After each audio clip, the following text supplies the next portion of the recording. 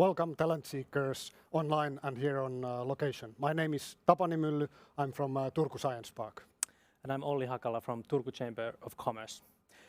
This event is organized by Turku Chamber of Commerce, World Trade Center Turku and Turku Science Park. We are also broadcasting as part of the Finnish Chambers of Commerce Internationalization Week. Competition for talent is fierce and global. Employers are looking for new ways to attract people. One of the most important, if not the most important, factor in initial talent attraction is the brand of the company. So today we are all about employer branding, and we have a very special selection of speakers for you. But first, a few practicalities. Yes, please tap on to our chat for comments and questions. It would be really interesting to know where you are located, so let's create a downfall of locations to the chat. And while you are there, also please use our link or the QR code to answer our question. While today is all about talent attraction, we would also like to know what kind of characteristics you are looking for in talents. So please go there and answer our questions. We'll pick the answers by the end of the event. But now, let's move on to our real topic at hand. We will begin our event with a fireside chat about attracting and retaining tech talent at Spotify.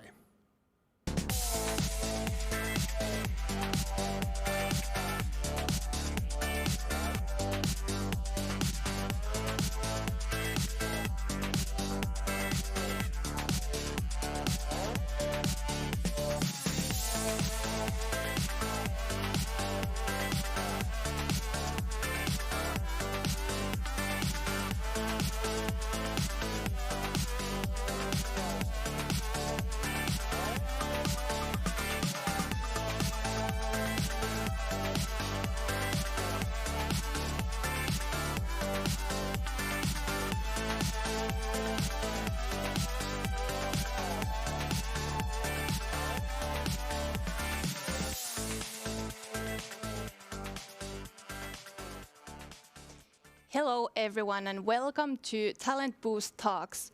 What makes a successful global employer brand? I hope your day has been filled with new ideas, but if not, that's okay. That's why we are here today. My name is Milla Heikkilä and I work as a Chief Happiness Officer at an IT consulting company called Sofokus. And I've been hosting a work-life podcast called Better Monday for over 3 years now. And you know what? My very first guest was the same man who is on this stage today with me, Marcin Floryan. Welcome to the Fireside Chat and welcome to Finland. Thank you so much. It's amazing to be here and thank you for having me. Yeah, I'm super excited about you being here in Finland today. How are you? How has your day been so far? I'm doing really well. It's been a fun journey over the ferry just across the sea from Sweden, and I'm really looking forward to our chat. Yeah, and you said that this is your first time in Finland. It is, yes, yeah. Very much so. Awesome. So we'll try to make it a little bit into a family trip as well. Yeah, that's great. That's great to hear. Well, Marcin, you work at Spotify as a technology operations lead. What does it mean in practice, and how did you end up in that position and to Spotify? It's a very good question, and maybe we can start from the end of that question, actually. So I started at Spotify about 7 years ago, and it was around the time when I and my family moved to Sweden, and Spotify was one of the companies that was in Stockholm, so it was a fairly easy choice to try and apply. I wasn't sure if I'm going to get a spot, and I did, so that was fantastic. And for most of my time at Spotify, I've been in different roles, but I was in the role of director of engineering. Mm-hmm. So leading an organization of engineers building parts of our technology. But as of about a year and a half ago, I stepped into this new role that you mentioned. And it's funny because it's a very unique role. So I would say I'm still exploring what this role is really about. And definitely a lot of people in the company also wonder. But the idea for this role was that I actually talked a lot with my manager at the time, our VP of engineering for this part of Spotify that I'm working in. about the need for our technology organization to understand how we get better. So we've decided to create this role, which is a kind of operational role, but not really a tactical operational role. It's a mix of tactical and strategic role, where what I'm trying to do, together with a small team of people, is to understand our organization better. And the organization scope is about maybe 1,000 people, most of them engineers building software. And we're trying to understand, how does this organization actually works? What are the things that work well? What are the things that we could improve? And we're trying to employ data in order to deepen that understanding. So that's what I try to do, and eventually prepare us for the future. And your history is within technology, right? Yes, so absolutely. That's kind of your background as well. Yeah, I started as an engineer 20 odd years ago. Yeah, okay, that's a long time. Yes. Yeah, all right. Well, the world has changed quite dramatically since we last talked. Like, it was over 3 years ago. Yes, it's almost unrecognizable now. It is. And first we were hit by this global pandemic, and then now the political situation is rather unstable. How has all this affected global companies such as Spotify? I mean, of course, it had a quite significant effect in terms of how we think about how we work. You know, it started with the practicalities. During the pandemic, we were all sent home and started almost overnight working from home. And in our case, from a company that was very much based on co-location, people being in the same office, in the same space, we had, before the pandemic started, not even a handful of people working remotely. So, you know, working from somewhere else was not a thing that we did. So, of course, that meant a lot of very quick adjustment. And that adjustment, of course, the company has helped a lot. We've talked a lot about, you know, how we should change our ways of working, ways of interacting, ways of collaborating to support that new distributed way of working. So that was the first change. But the other thing that has really changed, and we've been paying a lot of attention to, is how that influenced the sense of belonging that people have in the company. So, you know, it was so easy to feel like you're part of the team where everyone's around you in the same room, when you can go out for lunch together, when you can have a coffee chat in the break, you know, when you have some evening fun with your colleagues. And that all of that was gone almost overnight again. So thinking about how can we rebuild this sense of, you know, belonging, a sense of being part of the same company, was really one of the big challenges. And that kind of doesn't change now, like with all this new political reality, where, you know, people are pulled by different forces with different personal challenges. You know, we have colleagues that have, you know, families and friends who are directly affected by what's going on in one way or another. So that also is like, how can we create support for everyone that's working with us? Do you know, like, how many of your people were working remotely before this whole thing? Like, you said that you were, like, usually all at the office, but exactly. But so actually, it was interesting because formally we had maybe, you know, 5 people, literally in a company of a few thousand, 5 people working remotely. So that was really not a thing we did. But on the other hand, and that's something we only realized in retrospect, we had more than one office. So we had an office in Stockholm, in Gothenburg, in New York, in Boston, in London, and these offices worked together as well. So we already had some sort of experience of what is it like to work with someone who's on the screen. For example, we already had all the technology.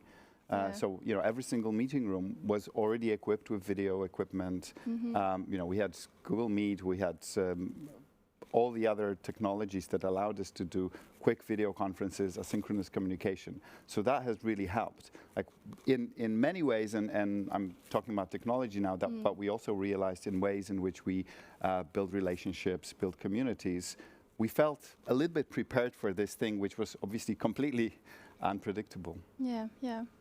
All right. Well, media says, and well, we all pretty much know that finding the right talent is a top priority for companies. what is your take on this? So I'll actually start from another place. I understand why people talk about this because, of course, organizations want to grow, want to continue having impact, and that very often requires bringing more people in. But I think it's important to start with where you are.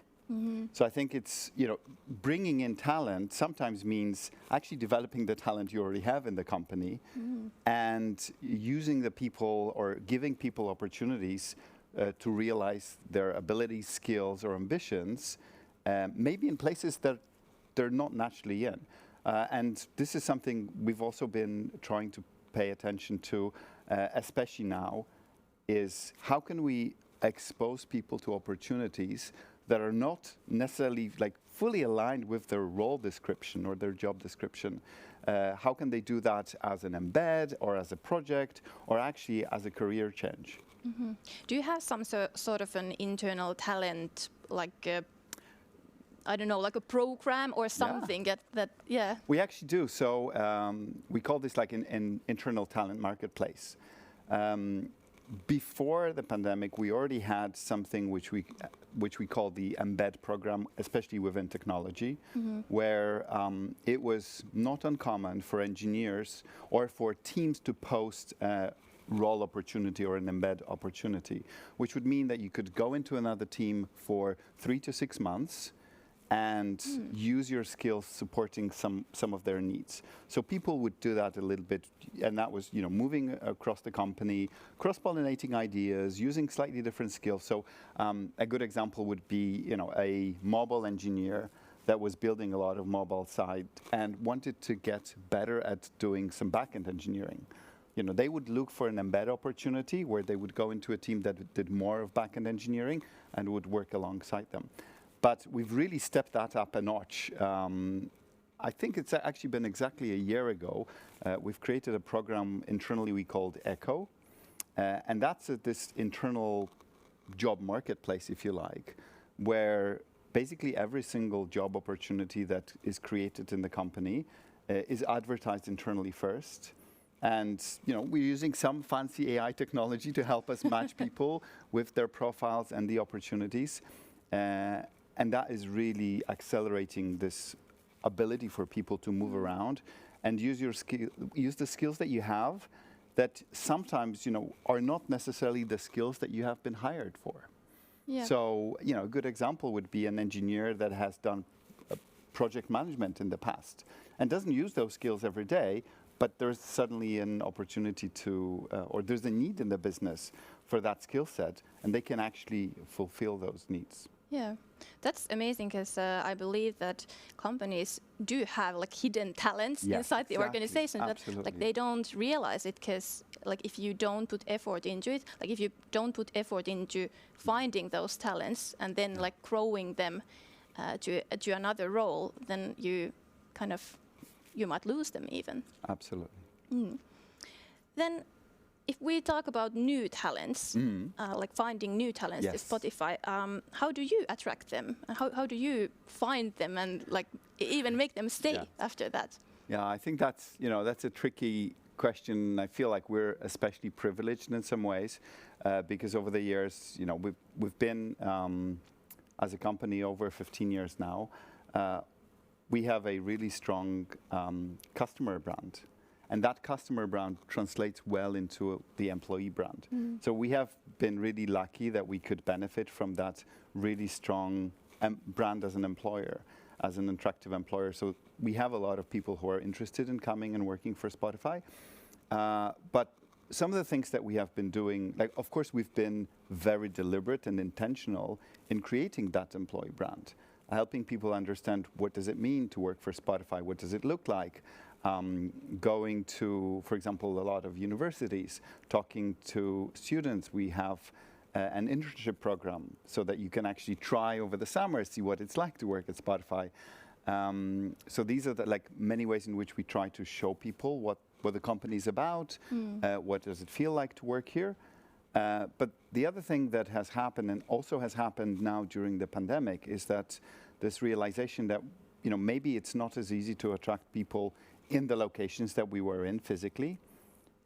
So we started something which we call Work From Anywhere, which is basically our global recruitment program. An ability to attract people not just to the offices that we have, but in many more locations. Of course, we're currently constrained by the locations where we have some legal entity so that we can actually hire people and support them in the country where they are.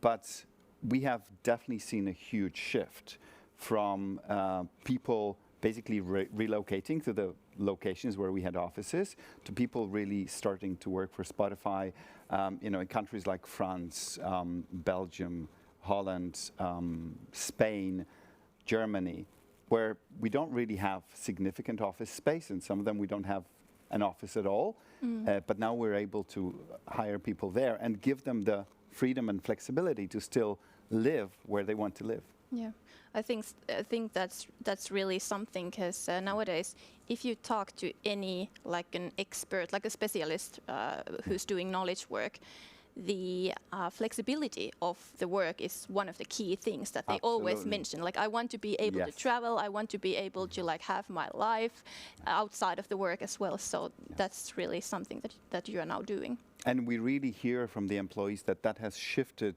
that sense of balance and that ability to choose.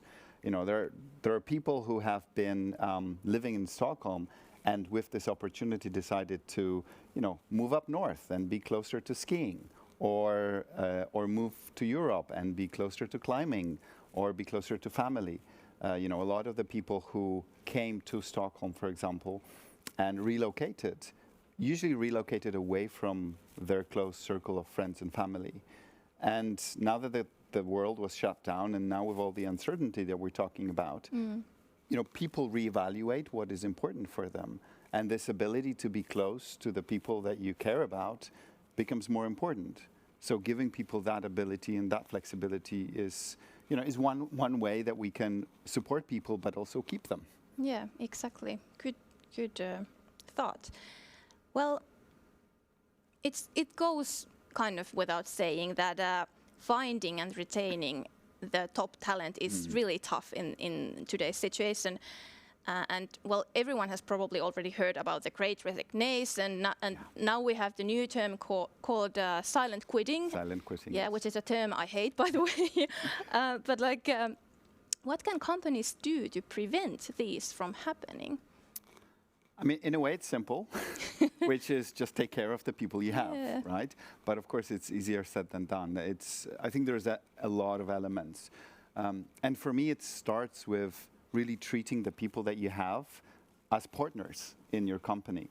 We sometimes talk about this as, just treating people like adults, which seems pretty obvious, but when you sometimes look at what organizations do, basically hire people in. And at the moment that you're going through the recruitment process is the moment where you feel like you're the most trusted by the organization. And then you come into the organization and suddenly you don't get access to information. You can't make choices about how you work. You can't make choices about who you work with. And you feel very much constrained, sometimes by hierarchy, sometimes by very narrowly defined roles. And I think that's something that makes people now, with more flexibility, more options on the market, to reevaluate, do they really want to stay? So creating a place where people feel safe, where people can influence what's going on, where they're really part of decision making, for example. And it's not that, it's like, I don't think it would work if we suddenly wanted every single person in the company to influence every single decision. That's not the goal. But there are so many ways in which we can include people way more in the decisions that are happening. I can give you an example around like what we did when the pandemic started. A lot of companies, that was a moment of uncertainty, right? Like, you didn't know what's going to happen, how the market's going to react, how is that going to influence the finances of the company. And the companies chose different tactics. Some companies basically were very silent towards the employees and were like we don't know what's going to happen. We're not going to tell you anything. And what I've experienced at Spotify is that our leadership team immediately came and started talking about what are the options that we have, what are the things that we know, what are the things that we don't know, what's like how much money we have, how is the business going, and even if it didn't answer all the questions that people had, it creates that connection where people felt like they're informed, they know what's going on. And we actually really increased the frequency in which the lead team was talking to the whole organization at that time. And that was to create that sense of people being part of the business. Yeah, and treating them like adults, what you said. Exactly. Exactly. And I think you formed it very well, that in a way it always comes back to the leadership and how the leaders are kind of performing and taking their place in the organization and showing the way as well. Yes. But also, you mentioned leadership. I think that's also an opportunity to think of, in a way, everyone in the company as a leader and creating those opportunities. Of course, there are people in formal leadership positions and they have a lot of influence on what kind of environment there is in the company. But also thinking that there's an opportunity for everyone in the company in small or big ways to become a leader and influence what's going on. Yeah, I totally agree. Yeah. Well, when we talk about global companies, we also have to talk about diversity, because that's a huge thing. In your opinion, what is the role of diversity when it comes to global employer brand? So, I mean, there are so many aspects here. Of course, that diversity has been, I'd say, very fashionable recently. But I think it's important to, if you think about it, to engage with it, understand why you want to engage with that topic rather than just follow the fashion or follow what other people are doing. For us, it was, I would say a few things, at least the way I see this is, one was very simple understanding that if you're building a global product, you really want to build it for the global market. And therefore, it is much easier to build something where you have representation of your users in your company, right? So that you have different points of view. But even if you don't have that very global brand or lots of diverse users, we also know that more diverse teams are more creative, are better at problem solving. So I think that's something that is important. But we also can't ignore the social justice aspect of it, which is basically, we really want to give access to the opportunities of working at our company to as a broad and diverse set of people, especially from the underrepresented groups, which naturally would probably not have had the same kind of opportunities of accessing education and accessing good jobs. So that's also a very important social responsibility aspect of becoming a more diverse organization. By the way, do you know how many nationalities you have at Spotify? No idea. I mean, I would imagine it's easily past 100. Yeah. So yeah, it's a really big mix. Yeah, because I was at your office 3 years ago, and it was a huge difference when comparing Finnish organizations to I don't know, maybe even to Swedish in general, but you had it was instant that whoa, this is a a multinational company. Yes. Well, as you have many different nationalities and people come from different countries, different cultures, how does this show at the office? I think, you've already mentioned it shows in a very physical way, right? You can see people from different cultures, different skin colors, speaking different languages. When I started 7 years ago, predominantly you would hear Swedish spoken, some a little bit in the corners, even though, of course, English is the company language that we all talk in. But now you can see different pockets of people speaking to each other in different languages, which is really fun. You can see people bringing I don't know if I assume Finland has a similar fika culture to Sweden. Kind of. Maybe not to the same extent, but those little coffee breaks during the day.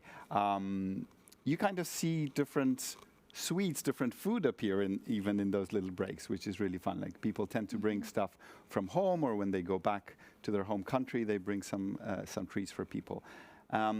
But I think it's also important to recognize that there is an aspect of diversity which is challenging, which kind of makes these interactions in the company, in the office every day, online these days more than in person, a little hard, because when people come from different cultures, they come with different backgrounds and they have different ways of behaving, which are just taken for granted, somewhere in the south of Europe, and are understood differently than they are understood in the north of Europe. When you speak louder or when you interrupt people, that's kind of perceived in different ways. So for me, it is super important that as the diversity of the people in the office increases, you really have to also increase the awareness of what does it mean to interact with different cultures, to have those different cultures in the office.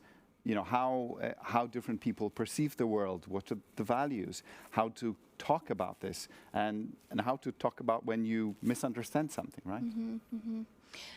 You mentioned that, as you now have people working in many different locations as well, like how does that affect to people in a way that you have like different nationalities, different cultures, different countries, and then when we are kind of co-working in these kind of remote locations and like on Teams or on Zoom or any other like digital tools, how does that affect this culture aspect, or does it? I think in a way, I mean, it really depends. I think it does.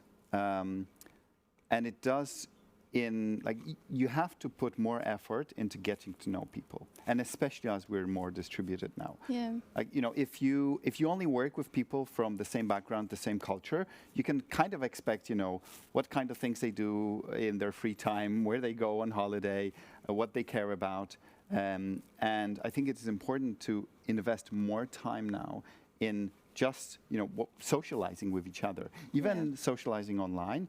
But now that the at least pandemic is over, at least to some extent, and we tend to get more or able to move around more, we're definitely investing in bringing people physically together, because I think that's there's still no way to escape that. Like, creating memories happens best when you're face to face in the same space.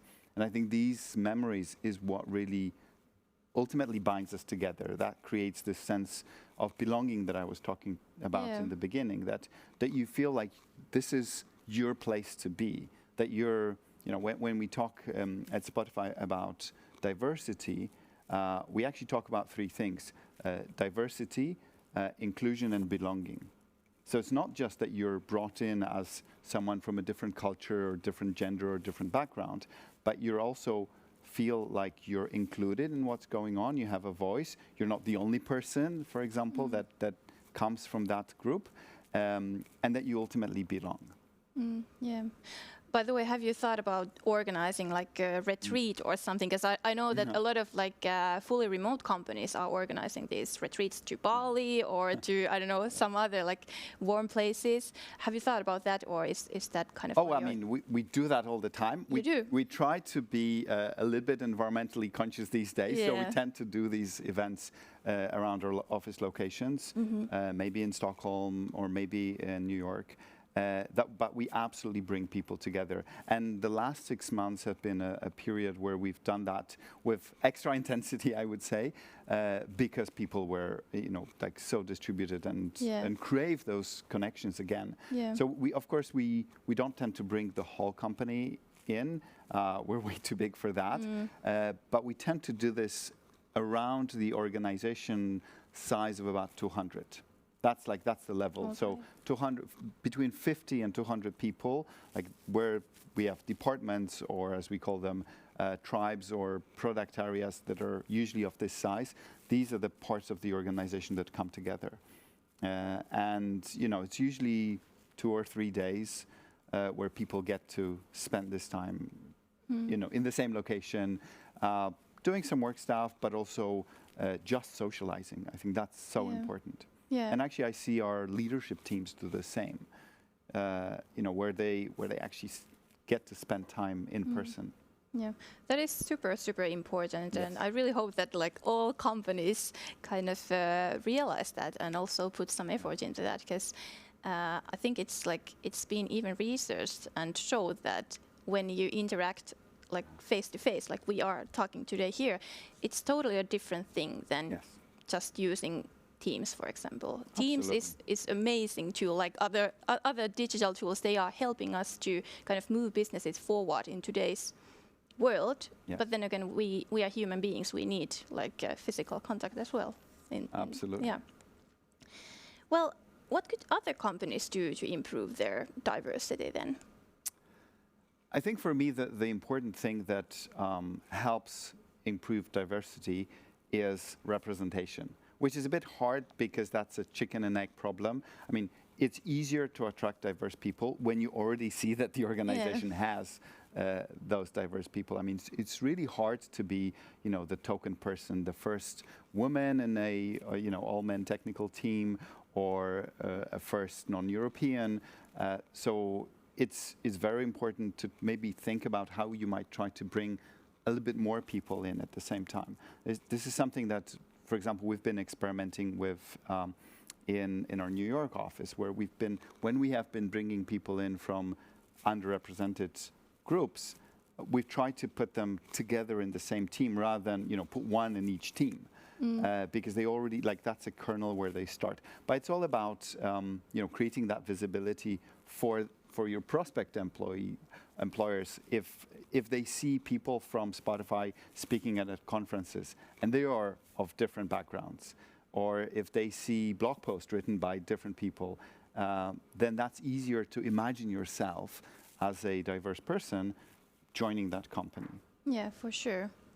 Then if you have if you have only like one culture represented in a company or one nationality, then how can you kind of show that, hey, like we still want like other nationalities here? Like, what can you do? I think it's important to understand and create a narrative and story about why you care about this. Yeah. Right. So start talking about why is this important for the company, and we mentioned the reasons might be different. And create some stories so that people can understand and relate to that. But I think it's also important to have an idea of how you're going to work with this. So once you are actually able to attract these people, how are you going to support them? How are you going to support the other people who will now experience a change in the environment at work? Because it's not just about bringing those people in. It is really about we continue doing awareness training, for example, multicultural awareness training in the company, to say okay, what is it like to work with people that are not like yourself? How do you start understanding your biases, for example? If you tend to be in a homogeneous group, you tend to share the same biases, and then they don't, it's bad, but they don't tend to show in the same way. But when you start bringing more diverse group of people, we all bring our different biases, and then you have to become more aware of your own biases and work with that. Yeah. Is that something that companies should do in a way regularly, in a way to train? Yeah. I think so, absolutely. I mean, this is something that is, in a way, counter our nature. It's, we're used to, we're social creatures. We talked about that, but we also, crave familiarity. We developed as a species being in very small, tight-knit, very homogeneous communities. So that is a little bit something that we have to get used to work with, right? And it's super important to make sure that we don't kind of amplify differences, because that can very quickly lead to a toxic culture. Yeah, sure. And I guess that also comes back to the fact that what you mentioned, that it's not only about the leaders who show the way, it can be anyone, and anyone can take the initiative and lead the way in that sense. And you mentioned leaders, and I think it's good to go back to this as well. You talked about how can we into the organizations attract these diverse people. Well, if you're able to show, and that's still, I think there's still so much work to do here, but if you're able to show that your leadership team is diverse, right, That's such an important signal. Yeah, that's definitely true. Well, in your opinion, what's the role of happiness when we talk about making successful business and global business?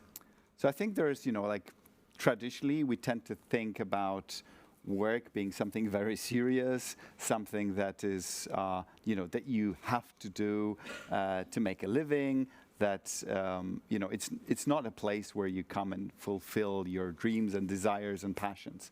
And I'm really happy to see that this is really changing in the industry and is changing in all industries actually right now.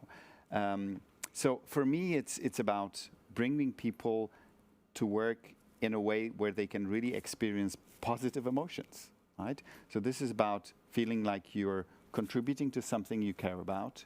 And it's, it doesn't have to be a big thing, but it helps so much that you find meaning in what you do. That, having an environment where you have this ability to be joyful, to have fun, actually helps a lot with creativity.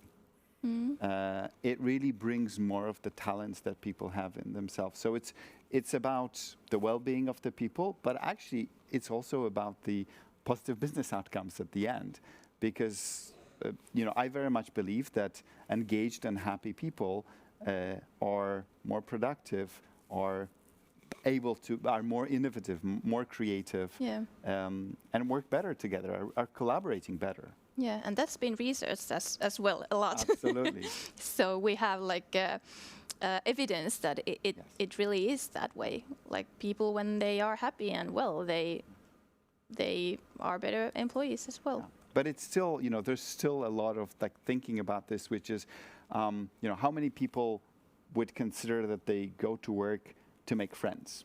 It's still not that common, right? You still think friends are people that I have outside of work, not the people that I work with. And there's maybe some this perception of okay, if I start being friendly with people or friends with people at work, then it making it harder to have some tougher conversations. But in fact, I believe the opposite is true. It's just again about learning in ways in which you give feedback, you interact, you set boundaries. Yeah, in a way, because I've been thinking about that as well. From my role, because I want to be approachable or to our employees. But then again, I also struggle with the thing if I'm too approachable. Maybe that's the wrong word, but too friendly. Yeah. Is it then? Am I losing the authority when I need it? So I think that's a great reflection, because it a little bit shows what are usual or the model or the way that we think about authority. And usually people assume that authority is about positional authority and having distance. But there are actually many sources of power or authority that you can have. And some of that is about your just the position that you have, but some of that is about the knowledge that you have, or the relationships you have, or the network that you have. So there are, in fact, many sources of authority, and you don't always have to rely on this one of okay, I'm your boss, or I'm a more senior person in the company. But that's again something we have to learn. We have to understand how to do this. How do I say no, or how do I say okay, that how do I call someone out when I still want to, have a nice chat with them, right? Yeah. And have a good relationship. Or if I'm becoming too nice to them, will I then not be able to say no? I mean, in practice, actually, that's not what happens. You can still, play different roles in a way in a company, even though, you have a very good relationship with someone.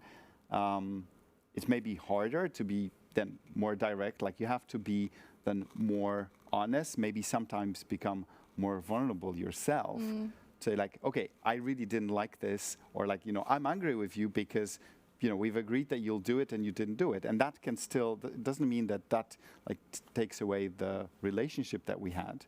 But when we focus, in this small example, when we focus on the behaviors and the things that happen, not how people are, that really helps us maintain the relationship, but deal with challenges or problems that we that we always will have, of course, because, you know, People are people. Absolutely, and you know, they have life, they have families, they have pressures, and you know, sometimes they're better, sometimes they're worse off. But also being able to understand that also helps, relates to others. Yeah, definitely. I totally agree. And maybe then when you, in a way, like give more to the people, you are being friendly, then when there is like a tough situation, it's even easier in a way to kind of explain what's going on and why do I need you to do this or this. So, Absolutely. yeah. Well, how does Spotify take care of their your employees and their work-life balance? Oh, there's a lot of things that we do, and some of that is, I mean, it all starts with how our, I'd say, managers behave, right? So it's about creating a supporting structures and making it clear that one of the main jobs that any manager has is to look after the people they work with. But there's actually quite a lot of different, I would say, more formal programs that we invest in as a company to support our people. We have something that we call Heart and Soul, which is our mental health program, which is basically a group of people in HR that are creating a set of events, trainings, talks, inviting external speakers, doing internal workshops to help people understand better how to take care of their mental health, for example. Another one is our GWS team, which is looking after the offices and creating a space and constantly reinventing what should the office space be like to make it easier for people to work together. These days to attract more people back into the office, but also thinking about like how does the function of the office changes. We have a team called Community X, which stands for Community Experience, and these are people who are creating social events. So maybe we'll have an artist playing in the office once a month, or maybe there will be a Halloween after work, which are organized locally in different locations. These are the kind of investments that we're making. Or we have our greenhouse team, which is a team that looks after learning and developing, and they're creating a bunch of offerings for people to be able to grow their careers. So these are a bunch of different initiatives that we very explicitly, I would say, sponsor in a way, right? Put in place to create that framework for people to be able to do their best work.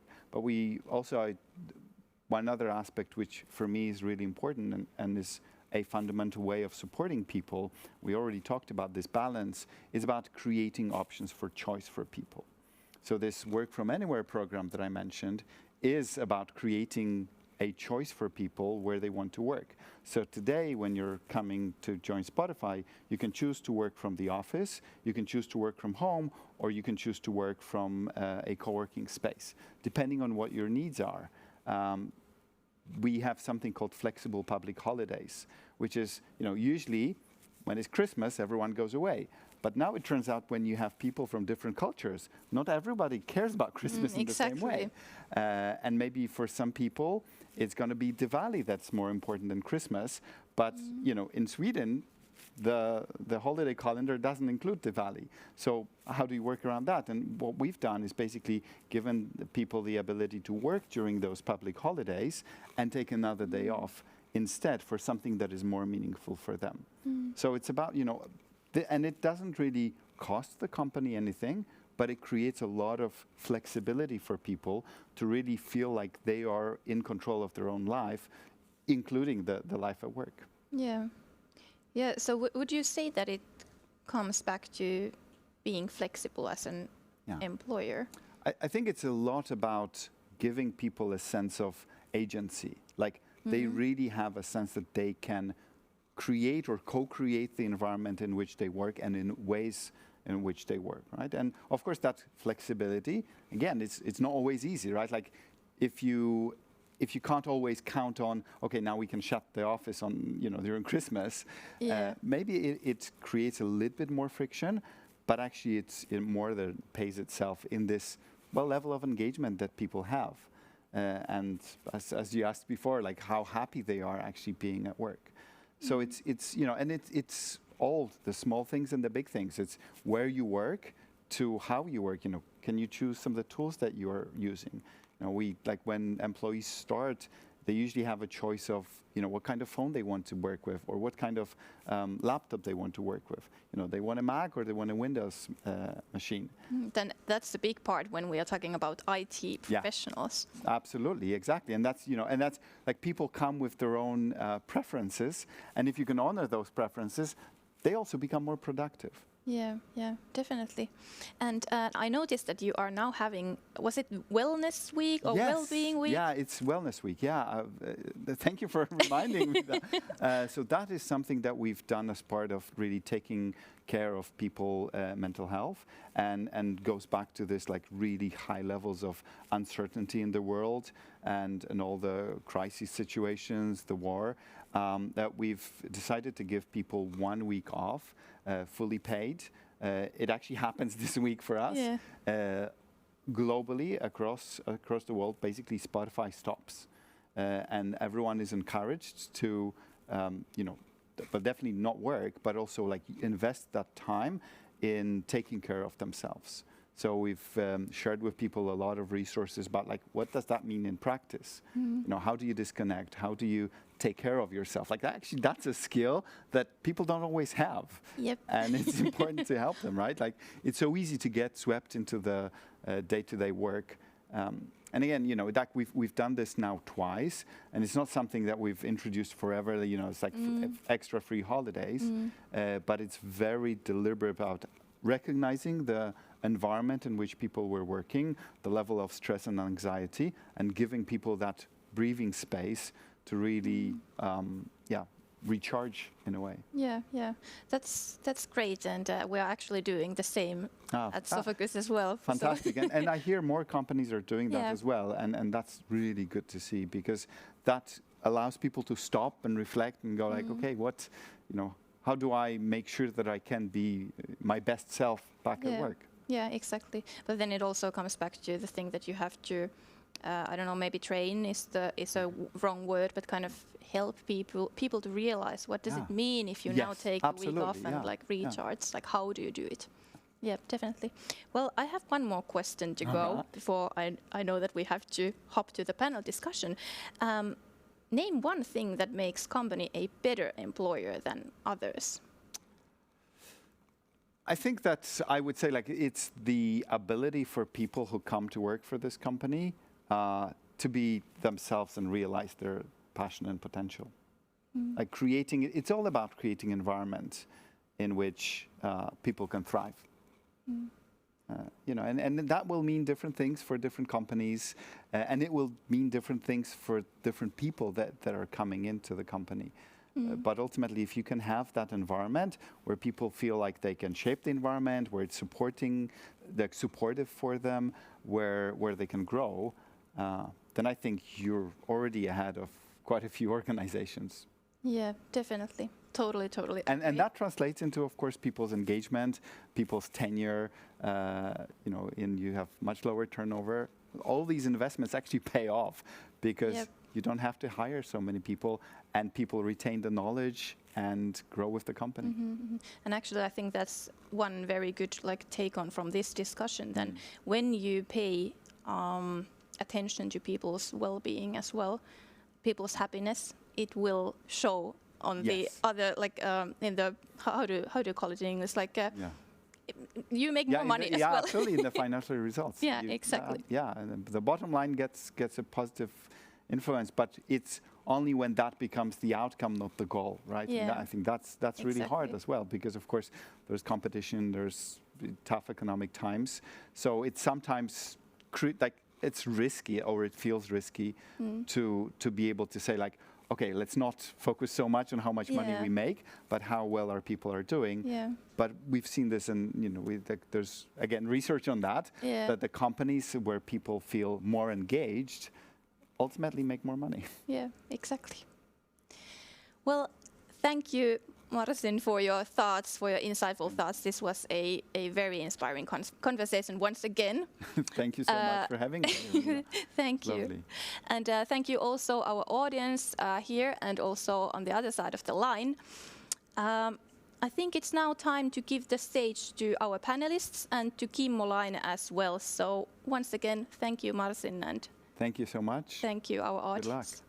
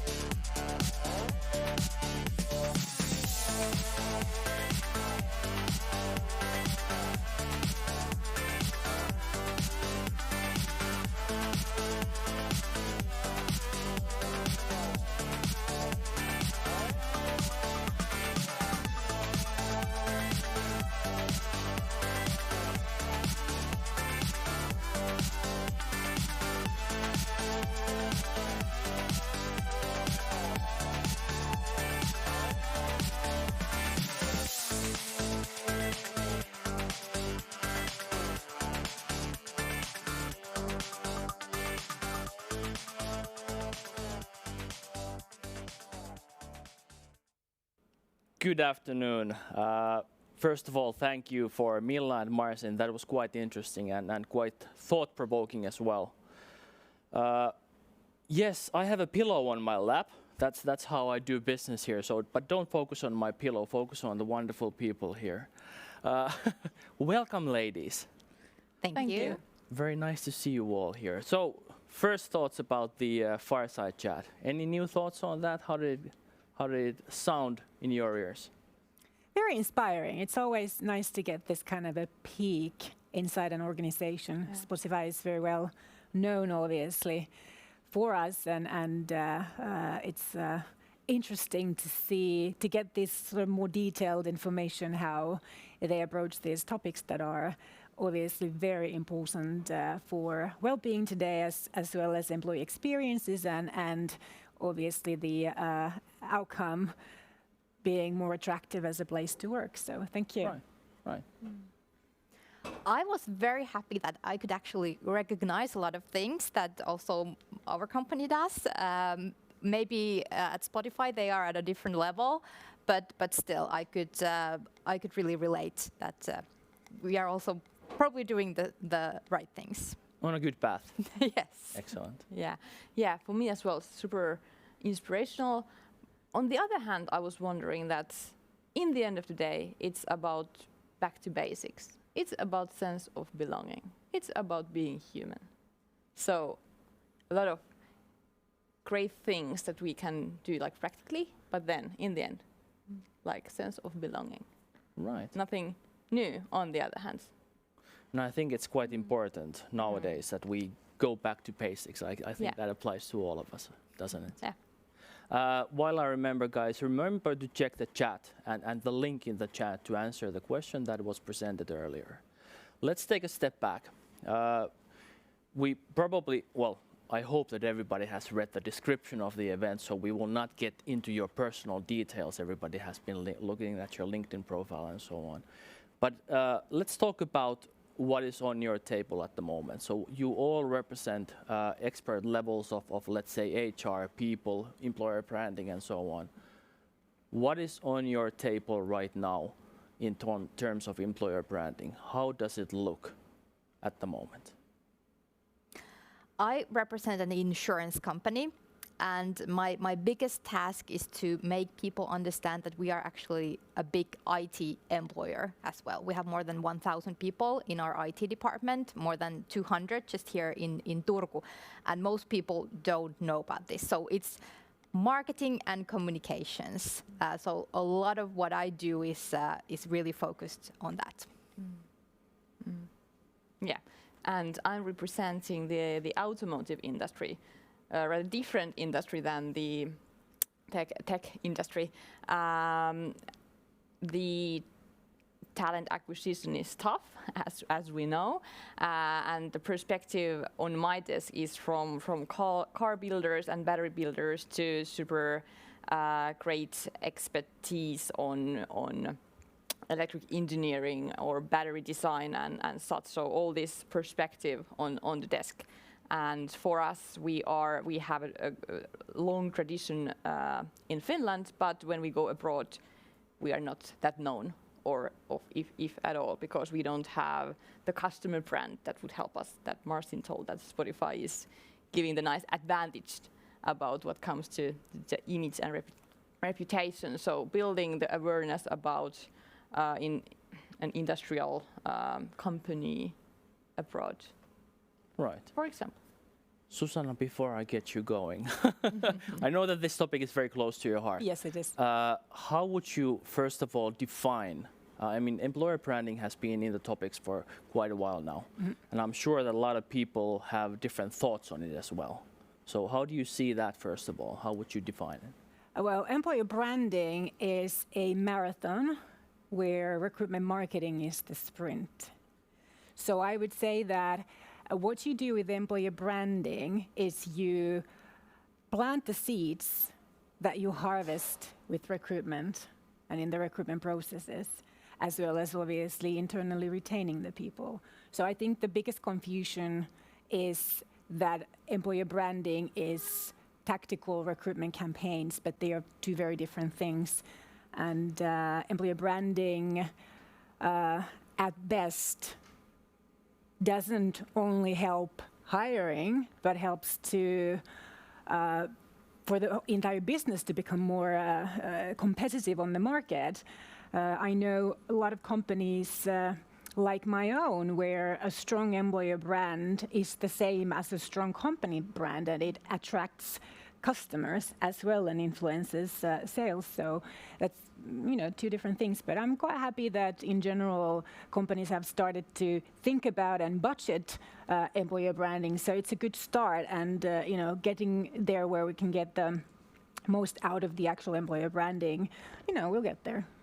Would you also say that employer branding is equal to, a people strategy, because it's about creating the best employee experience, which is a product then you sell with marketing tactics? That's a good question. I've actually tried to kind of explain employer branding as a whole, in the sense that the product that you're branding is your company culture and the employee experiences. So if your culture and your employee experiences are, if they make a lousy product, there is no amount of marketing that can make it really appealing.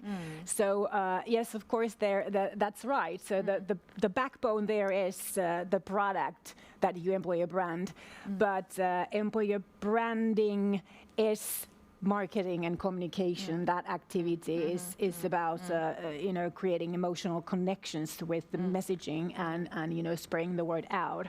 But it requires to have that good product, that like a really solid product that you can be proud to brand behind, and that's where we have the employee experiences. Yes. Would you say that well, first of all, your companies also, but in general, would you say that companies understand what it is nowadays? Or is there a lot of confusion in it? I think there is still a lot of confusion.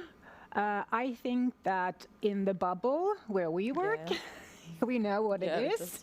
Outside this bubble, maybe not so much. But I think that most and I can understand why there is confusion, because most companies turn to employer branding when they are struggling with hiring. So, getting more applicants to your processes, being able to hire better, not losing business because you can't hire people you need. When that is the sort of the main pain that you have, and you start to seek for other options how to fix it, and then you turn into employer branding, it automatically kind of goes into, well, let's do stuff that helps us hiring. And I think it's a good, like a base level way of touching employer branding. But if you leave it to that, you lose a lot of potential of what the actual employer branding can deliver, and you limit your abilities to use employer branding properly if you just keep it to recruitment marketing. But it's a good start. Right. I really like what Susanna is doing with this term talent marketing, and that's what I'm trying to also launch in IF internally, because we are very good at product marketing. We have a very large marketing department and really skilled professionals who do excellent insurance marketing. But what we are discussing a lot, that what is the difference between employer branding and talent marketing and product marketing, because not necessarily the same material and definitely not the same messages work when we are trying to get people to buy home insurance or people to work at F. So this is what we are discussing and learning and developing, and also not quite there yet, but really investing a lot in that and learning ourselves at the same time. I like all of you talk about we, but who owns it? Is there an owner, or are there several owners? Because at least on my radar, somehow it's a bit lost. Yeah. And people are still finding out, you know. I think you are absolutely right. I work in the IT department, and that's because we have recognized that the IT recruitment market is one of the most challenging ones. But actually, maybe I should be in the marketing department or in HR, but I don't really have a good solution at the moment. So we established a team called Tech Community and Growth. So that is what we are doing at the moment. I'm growing this team. Are you alone? So you are growing it? Yes, we are growing it. So we are currently 3 people, right. And we are hiring more. So it will be at least a team of 4 or 5 next year. Right. Yeah. Well, that's a very good question as well, because that's something that has been discussed and asked, I think, over the past year. I do have a podcast episode about it, so I have a long answer to it. Link somewhere. But to make it short, if you really think about what you want to achieve with marketing and communication, is you want to win over a specific audience. This is the talent audience. So whoever owns employer branding must be aware, must understand, must be willing and motivated and driven to learn as much as possible about that target audience, whether it's at marketing, whether it's at communication, whether it's at HR or talent acquisition. I don't think it really matters. But what matters is that if you have no interest in building those relationships and with that target audience, then you should not own it, because obviously any marketer knows that best marketing is very targeted, and it provides solutions and helps your customers to understand how you can help them. And if you don't understand the customer, then you shouldn't be doing marketing for them. So I think, in my opinion, there should be a completely new department, new function, which is the talent marketing function, which has the skills and the understanding of how to use messaging, how to use marketing, but it's very close with HR and with recruitment, and owns like the audience and is driven to fully commit to understanding their target audience and how to use marketing and communications to obviously build that relationship and that trust. So I think it's neither, it's in between, and it's a new function. Right. Yeah. In practice with us, it's owned by HR, but really keenly developed together with communication and marketing. And also the top management has to be committed. Mm-hmm. That's a good point. Yeah. Mm-hmm. And are they? Or do they need to be still persuaded to this? They are committed, yeah. But if we come back to the meaning of employer brand and branding, do they kind of get it? I wouldn't say fully, but yes, they see that it is a super important part of if you talk about the corporate brand, so it's there in there. Right, yeah. Right. And would you agree on this? Because I find this interesting also, that I think that it's on everybody's radar, the concept. But are there still people who think that, what is this? And if I come back to, we talked about history with you earlier, and about how many years of Finnish traditions and so on. And I think that we've always been quite bad at presenting who we are and what we are and why we do it. Mm-hmm. So is it still like unclear to higher management, for example, that this is really something that we need to pay attention to? I think it's also industry relevant and dependent. Right. So we have industries where top management are very passionate about their employer brand, such as the tech industry. It's like it's no biggie. It's up there at the top management, and they understand very much. They are willing to budget to it, whatever it takes. And then we have maybe more sort of conventional industries, where not so much. Right. I don't know why I'm looking at you. Because I'm traditional here. Right. Yeah, but I have to say, because we've worked with Valmet Automotive, Right. and I wouldn't call them traditional. Yeah, it takes from HR that you have to sell the concept. Right. They will get it because they're so strong linked to business. So why wouldn't they? Right. Even if insurance is quite traditional, I get a lot of support from leaders, like all the way from top management, from the CEO, Morten Tusrud, who is Norwegian, and our headquarters is in Sweden. So maybe that's the reason we are understanding that it is important, and we are giving a budget and the resources to do our work. So I'm very, very happy about that. Right. The topic today is we talk about an international context. And all of you work in a field or in a context that you talk to international, let's say, people as well, in different countries, different teams and so on. So how does that work into all of this? Do you need to play do you need to have different hats? We talked about Milla and Marcin talked about this a bit, but how do you see it on your table? Well, from my table, it's more about, I think the biggest question is that how to build an international employer brand. And I believe we had this discussion with you guys as well when we started, that when we have different audiences in different countries and maybe we are selling different products, so we have a different kind of brand in different countries, so we need to hire very different kinds of people. We can't promise the same things for people in all of the countries. So how do you sort of figure out what is the international employer brand that applies to all countries? I think that is the biggest question our international clients have, how to figure that out. But then we also have the other perspective, which is companies who want to hire the international employees in Finland. So they are not reaching out to foreign countries, but they want to be more attractive to foreign people living and working in Finland. So that's a very different kind of a ball game of employer branding. So and the same. You solve that problem not in the same way. So it's a different kind of aspect. But it's interesting. I mean, listening to you now, we bounce around a lot, so that there are so many aspects within this same topic that it's quite difficult to grasp. I mean, you understand what are the let's say the key elements, like you're putting together Lego bricks or something like that.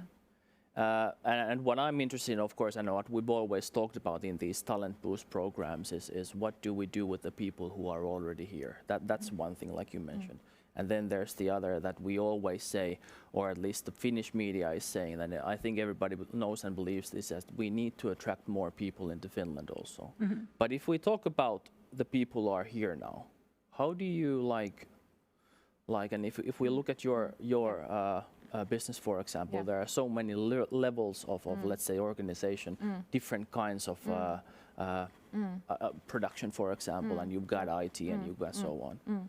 How do you talk to all of these different levels while still maintaining like a coherent employer brand? Yeah, like how do we talk internally or in? Let's focus on the people who are here now, who are, for example, international talents and who are looking for a job in Finland. How do you make Valmet attractive on several levels? How is the language? Yeah, of course. Again, it differs about the talent audience. So, are we reaching, let's say, a blue-collar workers or that professional, some IT guy or whatever? So, we have to find what is important to them, and then we go and reach them. But in practice, in Finland, what we like to do, which is maybe not in this digital era, not not the most efficient in one way, but we really like to meet people. So we go to fairs. Road tours. Yeah. Yeah. Yeah. Yeah. And when we had the big road a few years ago, we literally went through Finland and to all cities and meet people. So it's easier to take, of course, the city with us, so the representatives of Uusi Kaupunki, for example, with us. Because when you sell the job, you also sell the life in certain city. So it's not just a job that you are 8 hours a day. It's how about the 16 other hours? Yeah, it's about building a life in a new city, in a country that's not that familiar to you anyway. Yes, yes. And that is actually the bigger aspect, I would say. Of course, we have to have the attractive job to offer, but what when you go to home?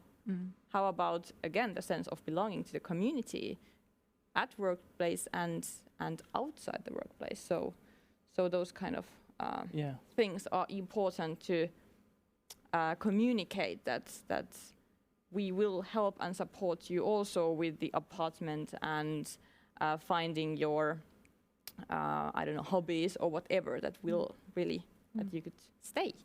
I think that's a really important aspect because obviously we work with a lot of companies who are IT employers, not necessarily tech companies, but like that are employees to 1,000 tech people, and the tech industry specifically is one of the industries in Finland where we just don't have enough.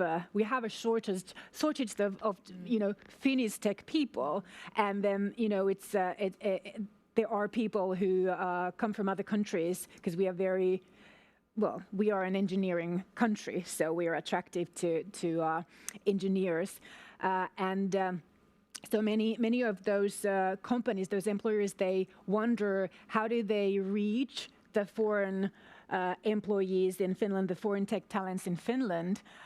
What do they need to do differently? And I think that if you're used to hiring Finnish people, you very easily ignore the fact that when a person was born in this country and understands the history of this country and it's in their DNA, it's a very different. You don't, as an employer, you really don't have to care that much about like their support system around what kind of worries or struggles they might have or fears they might have, and how you help them to outroot wherever they are now to a new location, for example. And then when you work with, when you want to hire foreign employees, there is this whole other side to it that you are just not that attractive if you can't help this other part as well and build like a system of supporting them in rooting themselves. And I think that's one of the reasons why many employers prefer to hire foreign employees who are already rooted in here, so they can sort of handle the recruitment process in a very similar way as they would when they, hire the local, the native Finnish people. Before I became an entrepreneur, I worked actually here in Turku in an organization where we hired people and brought people from 7 different countries to live and work in Turku. So I was personally the one who was creating these support systems, and there was a lot of hassle in it, and you had to really understand about work permits and how to apply for those and how to get the social security, and there's really a lot of extra work that I think the many employers are not willing to really put in unless they have enough resources. So I think the question for us today has also been that how do you create and build a good and attractive employer brand as an employer who is willing and interested to hire foreign people in Finland, because that requires some changes in your culture, in your communication, how you onboard people, how you do recruitment,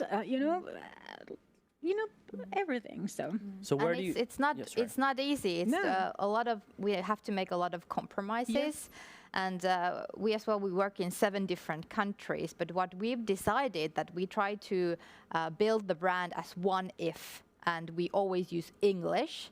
and we always emphasize the fact that you can work totally, completely in English when you work in our IT, and it doesn't really matter from which office you work.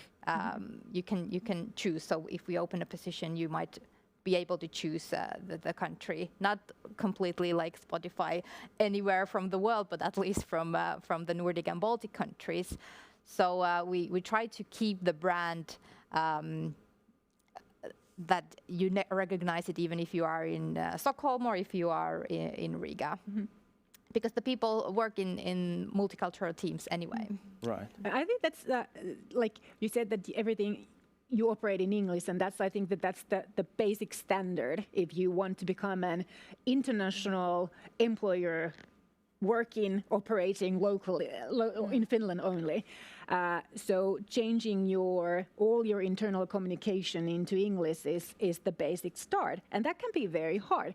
If you are a tech employer, you probably are used to working in the language of English anyway. But other industries, I mean, we are like struggling to have social and healthcare workers and nurses, for example, in Finland. Think about a place to work, whether it's a public or private place to work.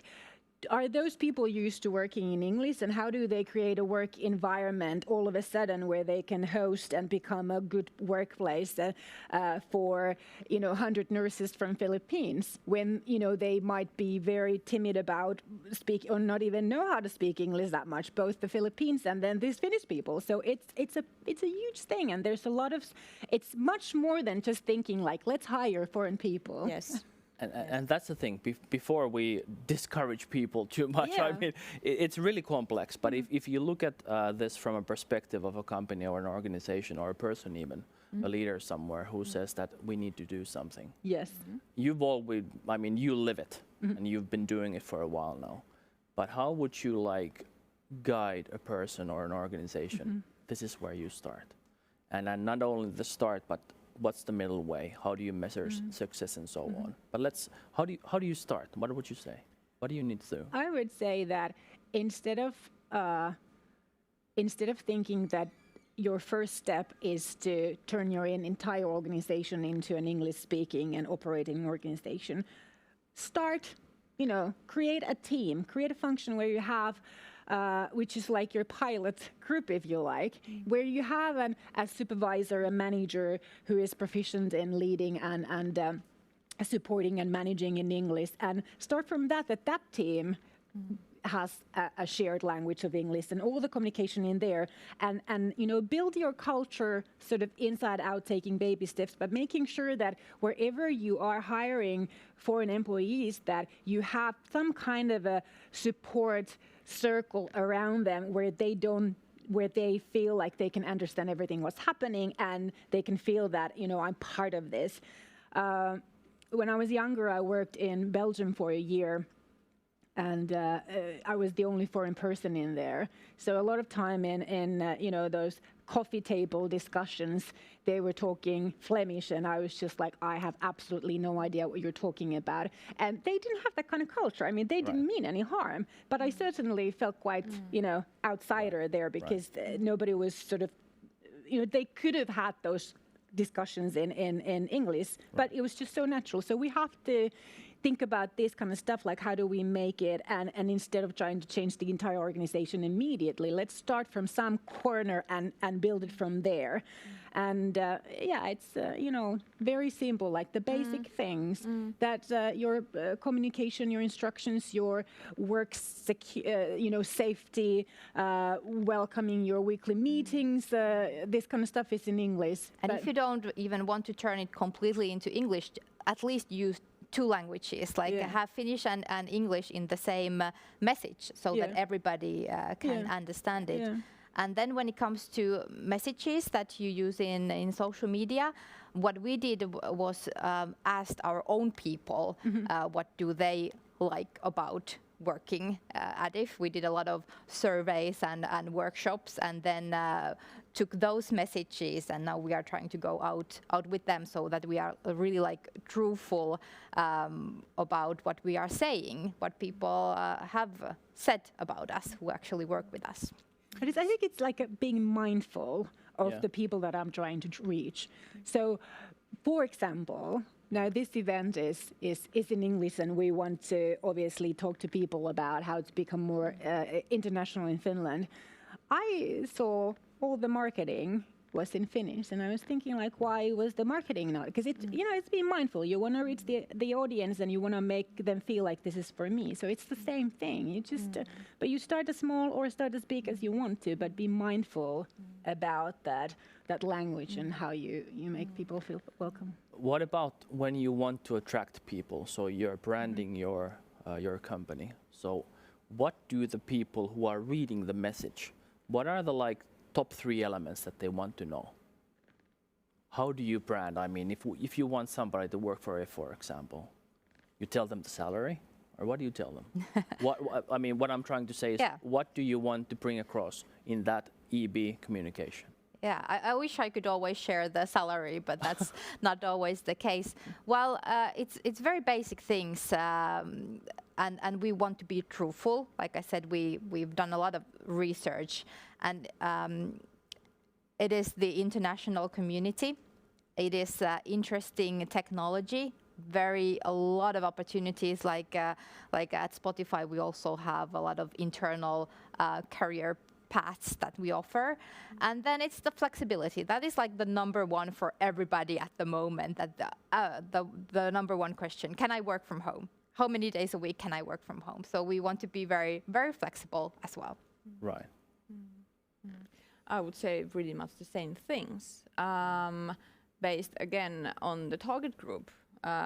For some, it starts actually from the salary and how much can I work. So because I have come to Finland to make money. Right. Yeah. Right. But then we have also, and on the other hand, I would join this company to have the career path that I, in some other company as a person, non-Finnish person, I think there was just blocks. I couldn't find the development there. Right. So if we can offer that, it's brilliant. Do you talk about Finland as such? Do you talk about why Finland? Yes. Yes. That you differentiate, why you should come to Finland or why you should stay here. Yes, of course. Is that an important factor? It differs again. What is the nationality against? But of course, we have a great reputation as with the social system, and it's a very safe country. Yes, and also the working culture is actually really interesting because people from other cultures, there is also different working culture. And about the Finnish working culture, I would say it's really, really nice and soft, if one could use that word, if we compare it to some other working cultures. And that's a practical example is that in some cultures, if you feel sick on your wrist, you hide it, because if you would tell that, it would be a sign that okay, you are lazy or you could lose your job. Right. And we are like, okay, God, tell us, and we have to fix that. And you get support, and then you can be then again a healthy employee for us, because that is important for us. That is not making you a worse employee. Employee, sorry. Yeah. Right. So a lot of small differences between the working cultures as well. Right. Time is running. What would you say? I mean, right now, have you had any big revelations or any big ideas that you would like to bring across to the audiences here when we talk about employer branding, like something that they should remember about the session today?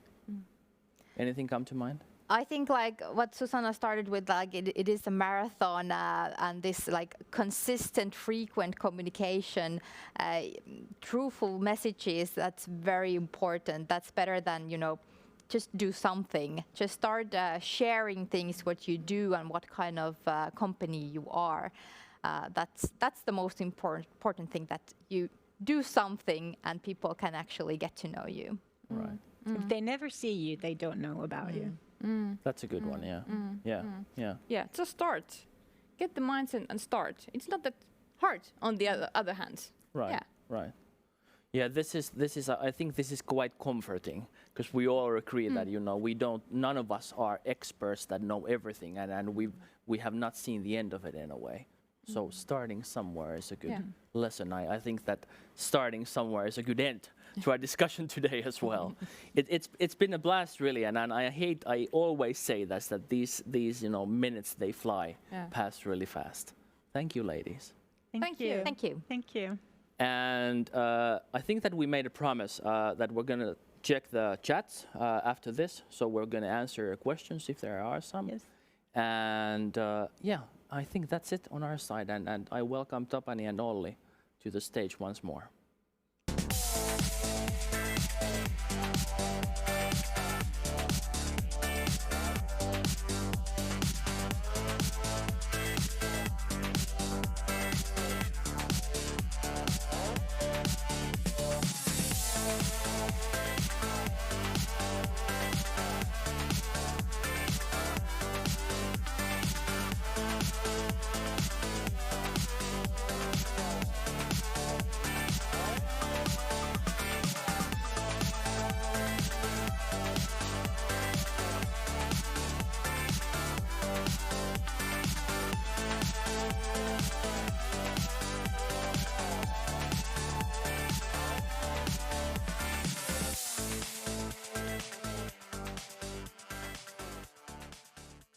That was really something, thank you.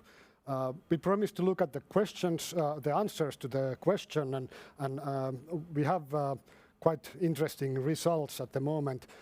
It seems that dedication is the most valued characteristic for a possible recruit, followed shortly by talent knowing how to handle his or her job assignment, and then also, interestingly, it seems that people appreciate that people know their limits.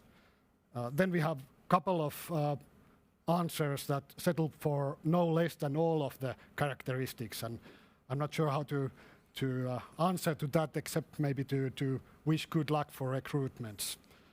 But about the discussions, Olli, any initial thoughts? Yes. About the fireside chat, I really liked the ideas Marcin presented. I wrote down a lot of them, but I think for me the most important things were helping people realize their own potentials and letting them work in different teams to find the hidden talents, so to say, and also diversity. That diverse teams are better problem solvers. And if you are building a global company, global product, then you need diversity in your company. Yes. How about the panel? Yeah, well, many topics to pick up from there as well. I might pick up something that is quite often mentioned, but I think keeps on. It's important to keep on repeating it. Is the dedication of the top management. So if there is no dedication, then you really need to make them understand that employer branding also needs resources and money. So that's my pick from the panel. Yes, and we've come to the end. So we would like to thank Marcin and Milla, Kimmo and the panelists, as well as all the organizers and partner organizations. And we hope to see you at the next Talent Boost event next spring. Thank you. See you next time.